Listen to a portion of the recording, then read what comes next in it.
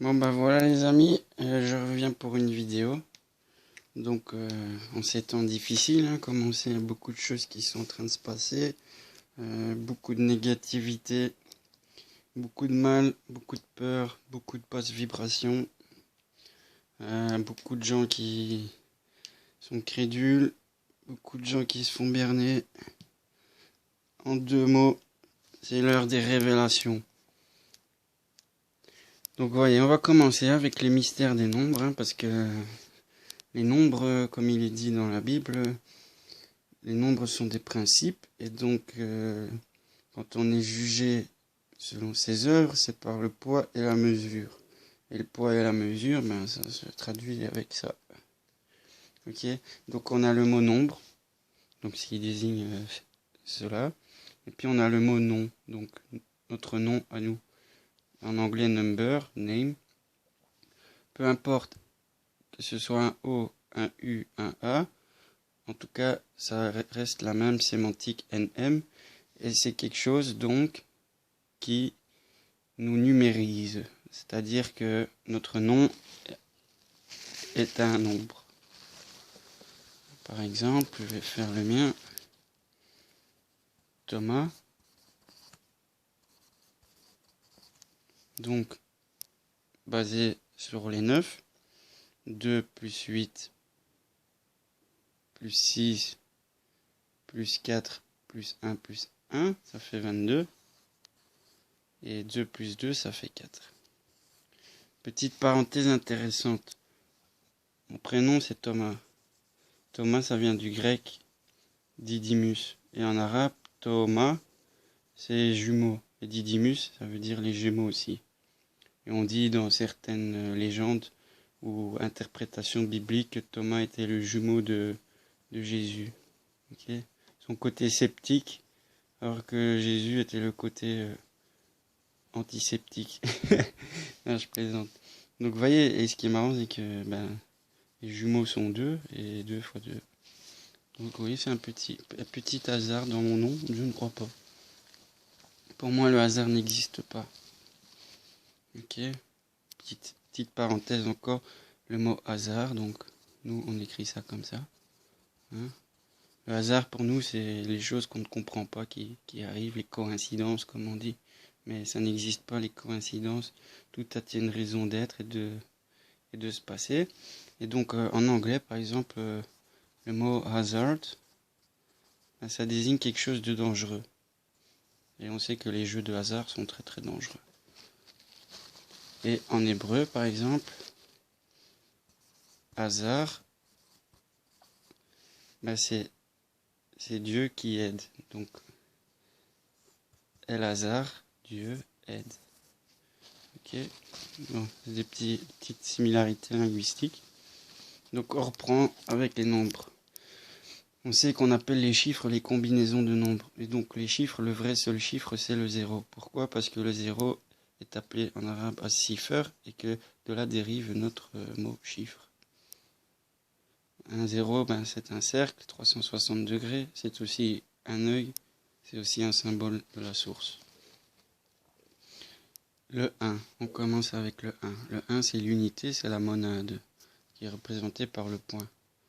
Dans la division ternaire des choses, donc esprit, corps et âme, enfin si vous voulez, donc dans le rapport des choses, le ciel est représenté par le 1 et la terre par le 2. En fait, plutôt la force masculine par le 1 et la force féminine par le 2 et donc par la négativité. Ok.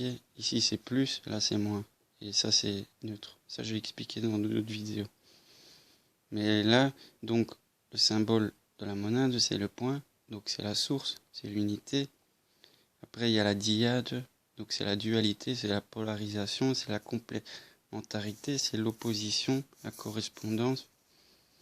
Et puis vient après le troisième terme, la triade, donc le triangle équilatéral, qui représente donc l'équilibre et l'idée, l'esprit, l'intelligence. Après vient la tétrade, le carré ou la croix, en rapport avec les points cardinaux, les éléments, avec aussi les 4 évangiles, les 4 saisons, les 4 tempéraments, les 4 âges, les 4 yugas, avec tellement de choses qui font le nombre 4 et sa signification. Puis vient le nombre de l'homme, nombre très très important, car vous allez voir, il se trouve au milieu. C'est un pivot, et c'est le nombre de l'homme. L'homme, sa tête et ses 4 membres. En l'air signifie que sa volonté gouverne les 4 éléments, ou on peut aussi dire que c'est ses 5 sens. Quand l'étoile est inversée, donc c'est les éléments qui gouvernent la volonté. Donc l'homme est soumis à ses passions et ses pulsions, tandis que là, il tente de les gouverner. Pentagramme, symbole de magie. Après vient donc l'hexade, c'est-à-dire le 6, et c'est la polarisation des 2 forces. Okay, une force masculine active, ascendante, centrifuge, et une force féminine descendante, centripète. Et on peut aussi le voir comme le ciel et la terre unis. Okay, et donc la plupart du temps on met les planètes autour au point, avec le soleil central. D'autres personnes mettent Saturne au milieu, comme 7e principe. Après on a l'hebdomade, donc le nombre 7. Le nombre 7 c'est l'heptagramme. C'est l'étoile des mages avec les 7 jours de la semaine et 7 planètes comme ici. Et donc on sait aussi que c'est représenté le nombre 7 par un carré et un triangle. Donc la forme et l'idée. Donc le 7 c'est le nombre réalisateur de l'idée dans la forme. C'est pour ça que 7 c'est le nombre de jours dans la Genèse et que le septénaire c'est le nombre de semaines, c'est le nombre de jours dans la semaine. En tout cas c'est en rapport justement avec la réalisation de l'idée dans la matière. Après vient l'Ogdoad, donc ça c'est le nombre 8. Nombre 8, on sait que c'est aussi le symbole du lemniscate de l'infini. Donc ça représente l'éternel recommencement et fin des choses. Donc l'éternel cycle répétitif avec un point central, point d'inertie, qui est appelé l'alpha et l'oméga. Donc de ce point commence l'onde ascendante, puis descendante, puis se résorbe, se recycle et recommence un cycle éternellement. Donc tant que l'homme est soumis à la fatalité, au destin, tant qu'il n'a pas régi sa volonté, eh ben, il est dans un éternel recommencement cyclique de phases d'ascension et de descension, de génération et de dégénération, de création et de destruction. Représenté par un bicarré, représente donc l'équilibre. On retrouve ça assez souvent donc dans les églises. La pierre baptismale est un octogone. L'octogone aussi utilisé pour les 8 trigrammes de fouilles. Donc je vous conseille de chercher après ça aussi. Il y a un rapport. Et alors après on a l'énéade. Ah oui, l'ogdoade aussi c'est dans la mythologie égyptienne. Et puis il vient l'énéade. L'énéade c'est le nombre 9. C'est le nombre du cycle, de l'achèvement du cycle, de la gestation. Parce que l'homme met 9 mois, donc 9 fois 30 degrés, 270 degrés au jour pour passer du stade primaire du fœtus à la naissance. Représenté par donc la polarisation, équilibrée par encore l'esprit supérieur. Donc comme vous voyez, le 5 est au milieu de la progression. Donc on a 4 termes, qu'on pourrait dire 4 termes d'éléments constitutifs, positifs, actifs. Et puis on a 4 termes, même 4 éléments constitutifs, mais dans un sens plutôt destructif. Donc tant que l'homme ne régit pas sa volonté, il est voué à subir ces éternelles destructions. Quand l'homme reprend sa volonté et sa conscience et qu'il se réalise, eh bien, au lieu de continuer dans cet éternel recommencement des choses et ces trous du samsara, donc le 8 aussi, j'avais oublié de dire, c'est aussi l'octuple sentier des bouddhistes. Allez voir la vidéo de Thierry Rodan sur les sentiers du réel, très intéressant sur l'octuple sentier. Donc quand l'homme est au milieu et qu'il reprend sa volonté et qu'il régit son destin et la fatalité, il se il se rapproche donc du ciel et de la providence et de l'unité. Donc le but de l'homme, c'est de briser ses chaînes et c'est de revenir à cette idée de source, de l'où il est parti. Car si on regarde bien, donc, après le 9, c'est le 10 et ça revient à l'unité.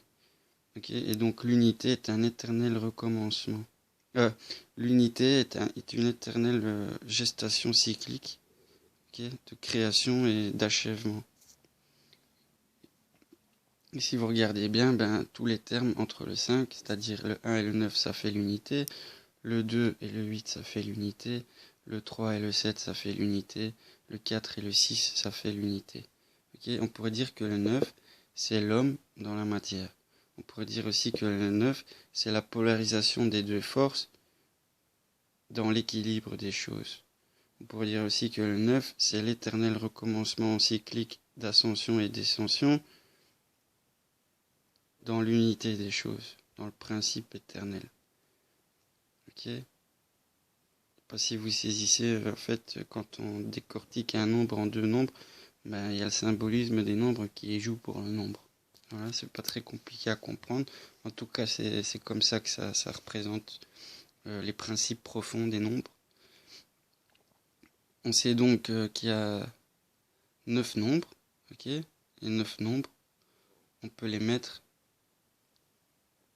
Ah oui, je pouvais encore vous dire que le 9, ça fait l'idée réalisée dans la forme de la dualité, donc du monde bipolaire dans lequel on se trouve.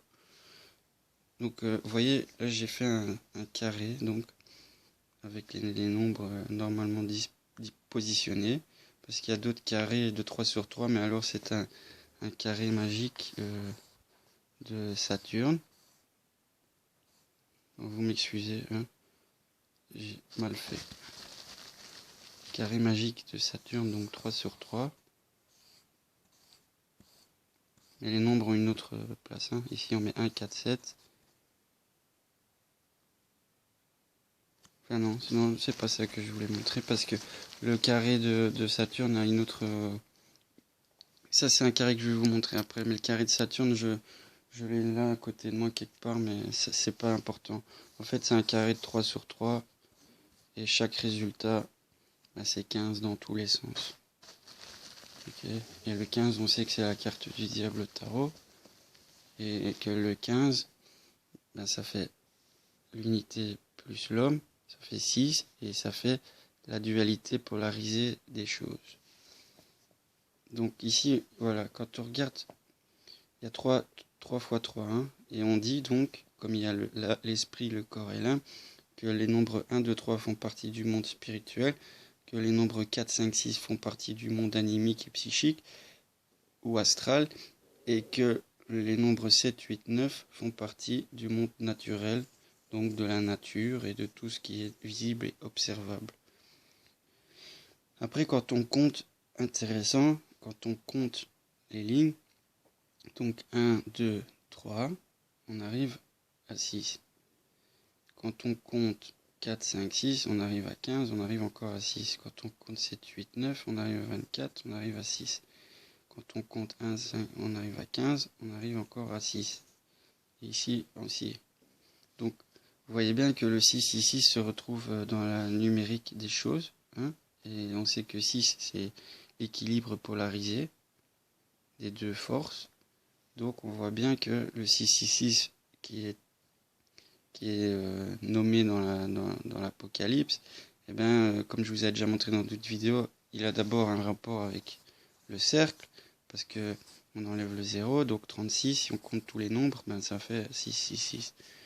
Ok, et c'est pareil donc avec le carré magique du soleil. Hein. Saturne c'est 3 sur 3, par contre le soleil c'est 6 sur 6. Et dans chaque ligne, c'est 111. 6 fois 111 fait 666. Donc voilà, vous voyez bien donc qu'il n'y a pas de hasard. Le 6 ici c'est aussi dans le temps, parce qu'une journée c'est 24 heures. Donc ça fait 6. Une heure c'est 60 minutes. Donc ça fait encore 6. Et une minute, c'est 60 secondes. Donc ça fait encore 6. Ok. Donc le 6 ici, ça a plus un aspect dans le temps, un rapport qu'avec un diable imaginaire sur son trône dans Pandemonium. Bon. Donc ici, vous avez bien vu, quand on regarde dans ce sens-là, par contre, on n'a pas des 6, enfin si ici, mais alors on a 3, 6, 9. Et Nikola Tesla disait que pour connaître les secrets de l'univers, il faut connaître les nombres 3, 6, 9 et on connaîtrait la magnificence. Donc je vais vous montrer pourquoi il disait ça. Voilà, vous savez qu'il y a 9 nombres, hein, et donc 9 nombres, en fait, il y a 3 familles de nombres, comme je vous ai montré. Mais il y a 3 autres familles de nombres, c'est-à-dire les nombres positifs, les nombres négatifs et les nombres neutres. Les nombres positifs sont donc le 1, le 4, le 7, le 10 et ainsi de suite. Je vous explique pourquoi. 1 c'est 1. Par contre, quand on compte 1 plus 2 plus 3 plus 4, on arrive à 10 qui font 1. Quand on compte 7, 1 plus 2 plus 3 plus 4 plus 5 plus 7, on arrive à 28 qui font 10 qui font 1. Quand on compte 10, on arrive à 55. Et ce qui fait 5 plus 5, ça fait encore 1. Et c'est ainsi de suite, tous les 3 nombres comme ça. Donc ce sont des nombres masculins positifs actifs parce qu'ils renvoient toujours à l'unité. Par contre, l'opposé qu'on sait 2 féminin, on le met ici. Et donc par la progression, comme ici, de 3 sur 3, vient logiquement le 5, et puis le 8, et puis le 11, et puis le 14, et ainsi de suite. Et ici, ce qui est intéressant, c'est que donc les nombres féminins, quand on compte 1 plus 2, ben ça fait 3. Quand on compte 1 plus 2 plus 3, ça fait 15, ça fait 6. Quand on compte 8, ça fait 36, et alors ça fait 9. Et ainsi de suite, là ça fait 2. Donc 2, ça fait de nouveau 3. 5, ça fait de nouveau 6, et puis 9, et ainsi de suite. 3, 6, 9, 3, 6, 9, 3, 6, 9. Et on voit donc que les nombres féminins sont générateurs d'un résultat. Et on sait donc que les nombres 3, 6 et 9 sont des nombres équilibrés. Okay, parce qu'on les représente par le triangle qui est l'équilibre. Et on voit par les deux triangles aussi l'équilibre. Et donc ce sont des nombres dits androgynes. Alors que les nombres masculins renvoient toujours à l'unité, à l'activité masculine, il ensemence le nombre féminin, et du nombre féminin résulte le fils, l'androgyne, ou la fille si vous voulez, l'androgyne. Donc l'équilibre des deux premiers termes. Ok. Et donc vous voyez bien que quand il disait Tesla qu'il y avait un rapport avec 369 et la magnificence de l'univers, il avait raison. Ok. Donc il a raison parce que c'est des nombres équilibrants. Ok. Des nombres équilibrants très très importants. On sait très bien que par exemple Jésus, à ses 33 ans, 33 ans c'est 3 plus 3, ça fait 6. La force polarisée équilibrée. Puis c'est 33 vertèbres dans le corps humain par où passent les deux canaux, les deux serpents, plus le bâton central qui est la colonne vertébrale, hein, comme le caducée. Et puis il y a les 33 grades de la franc-maçonnerie aussi, qui font 6 équilibres. Donc vous voyez bien, il y a un rapport. Et puis après, ce qui est intéressant, c'est qu'on refait un carré. On refait un carré, mais avec les nombres comme on les a vus, quoi. Ok. C'est-à-dire 3 sur 3. Mais là, on mettrait les nombres actifs, nombres passifs et nombres neutres. Et donc, on voit qu'on mettrait 1, 4, 7, qui font donc 12, qui font donc 3. Puis ici, on met 2, 5, 8, qui font donc 15 et qui font 6. Et puis, on mettrait 3, 6, 9, qui font 18 et qui font 9. Si on regarderait les résultats numériques en correspondance donc avec les lettres et le tarot, on voit bien que là c'est le pendu, donc c'est le sacrifice. Ici c'est le diable, et ici c'est la lune. Étant donné dans un monde sublinaire gouverné par une polarité double qu'on pourra appeler diabole, on sacrifie un état antérieur supérieur à cela. Donc voilà. Si on compte dans ce sens-ci, ben, on revient encore à 6. Si on compte ici, 9 plus 6, ça fait 15, ça fait de nouveau 6. Et si on compte ici 24, ça fait de nouveau 6. Et vous avez encore le 6, 6, 6. Ok. Et ici c'est pareil. 3 plus 5 plus 7, ben, ça fait 15, ça fait 6. Et 1 plus 5 plus 9, ça fait 15 et ça fait encore 6. Donc vous voyez bien, 6 ici, c'est toujours partout dans les calculs. Voilà. Donc comme vous avez vu, il n'y a pas de hasard, il n'y a pas de spéculation erronée avec tout ça parce que tout est principe et tout est sous des lois et des faits. Donc je vous ai déjà dit, le principe, les lois et les faits. Donc les faits c'est le corps, les lois c'est l'âme et le principe c'est l'esprit. Ici c'est le destin, là c'est la volonté, là c'est la providence. Quand l'homme est gouverné seulement par les sens extérieurs et par ses impulsions, il vit que dans les faits. Par contre, quand il commence à s'éveiller, à comprendre les raisons, et se poser des questions, ben, il rentre dans le domaine des lois. Une fois là, il commence à travailler sa volonté, et puis à un moment, il est capable de comprendre les principes. Ok, donc le principe, et comme les principes sont les nombres, il faut les connaître pour pouvoir comprendre le reste. Donc voilà, j'espère que ça vous aura appris 2-3 trucs. En tout cas, n'oubliez jamais que la magnificence de l'univers est dans ces 3, 6, 9. Et voilà, et quand on compte 18, donc 3 plus 6 plus 9, ça fait 18. Et 18, c'est 3 fois 6 aussi. Hein. Ok, donc 6 plus 6 plus 6. Donc on voit bien que 6, 6, 6, depuis les quelques vidéos que j'ai faites, ben, vous voyez qu'il y a des rapports autres que ce qu'on nous dit et que les satanistes de premier ordre pensent être leur nombre. J'ai déjà dit que le nombre 666 est un nombre solaire.